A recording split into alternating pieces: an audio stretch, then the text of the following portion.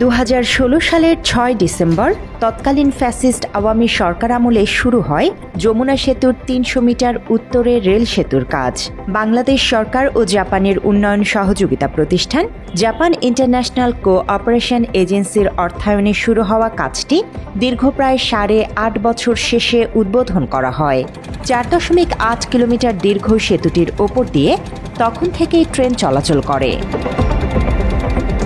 যমুনা নদীর ওপর টাঙ্গাইল অংশে নির্মিত দেশের বৃহত্তম ডাবল লেনের এ রেল সেতুর পশ্চিম প্রান্তে হঠাৎ করেই 10 থেকে 12টি পিলারে চুলাকৃতি ফাঁকা বা হেয়ার ক্র্যাক দৃশ্যমান হয়। কোনো পিলারে আবার ফাটলের মতো থাকলেও তড়িঘড়ি করে রেল সেতু কর্তৃপক্ষ ফাঁকা স্থানগুলি ঘষে আঠার প্রলেপ দিয়ে মেরামতের প্রক্রিয়া চালাচ্ছে।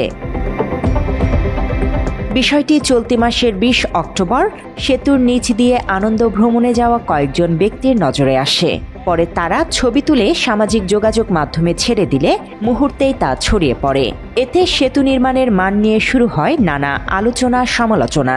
স্থানীয়রা বলছে, পুরো নদীতে তাপমাত্রা 1 থাকলেও পশ্চিম প্রান্তের পিলারে হেয়ার ক্র্যাক হয়, কিন্তু পূর্ব প্রান্তের পিলারগুলোতে কেন হলো না? ধরেন ভাই, আমরা পূবের পাশে ভালো দেখতেছি, পশ্চিমের পাশে ফাটা, ঠিক আছে, জ্বর তুফান তো ব্যাখ্যান দিয়ে দেখেছি, গেতাইছে দেন কোম্পানিতে ফাটে নাই, পশ্চিম পাশে ফেটে গেছে।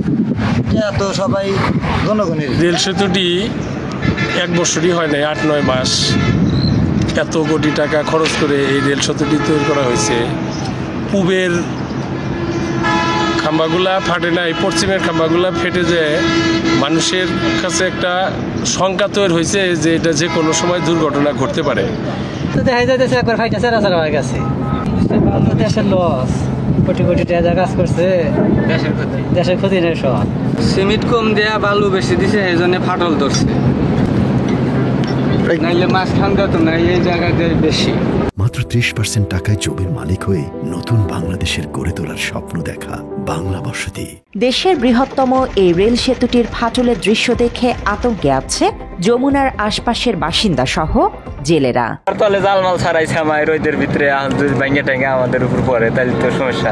যদি সমস্যা হয় যখন তখন দুর্ঘটনা হয়ে হাজার হাজার লোক মারা যাইব, দেশের ঘাটতি এবং আমাদেরও খারাপ লাগবে। হেয়ার ক্র্যাক কোনো সমস্যা নয় জানিয়ে এখনো কাজ বাকি আছে বলে বাংলা এডিশনকে জানান সেতুটির প্রকল্প পরিচালক। এয়ারলাইন ডাকটা যেটা আছে, সেই ডাকটাকে তারা ওয়্যার ব্রাশ দিয়ে করাইছে।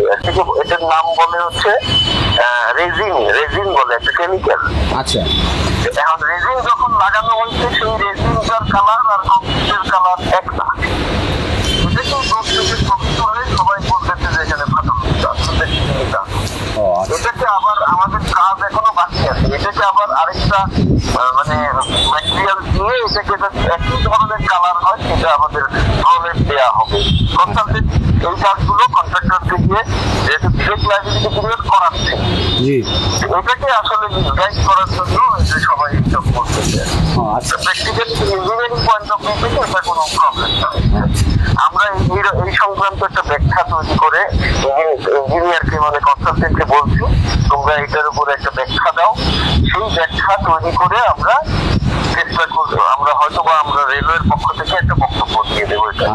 তবে বৈরী আবহাওয়ার কারণে সেতুর নিচে 0.1 থেকে 3 মিলিমিটার পর্যন্ত ক্ষুদ্রাকৃতির হেয়ার ক্র্যাক বা চুলাকৃতি ফাঁকা সৃষ্টি হয়েছে বলে জানান যমুনা রেল সেতু কর্তৃপক্ষের প্রকল্প ব্যবস্থাপক প্রকৌশলী মার্ক হ্যাবি।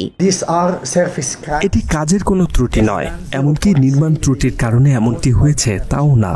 প্রচণ্ড গরম বা বৈরী আবহাওয়ার কারণে সেতুর নিচে 0.1 থেকে 3 মিলিমিটার পর্যন্ত ক্ষুদ্র ফাঁকা সৃষ্টি হয়েছে।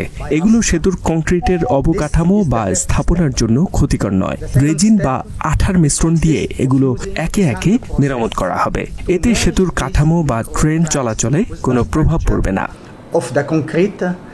16,781 কোটি টাকা ব্যয়ে সিরাজগঞ্জ ও টাঙ্গাইল অংশে 50টি পিলার ও 49টি স্প্যানে নির্মাণ করা হয় দেশের বৃহত্তম যমুনা রেল সেতু। Desk report, Bangla addition.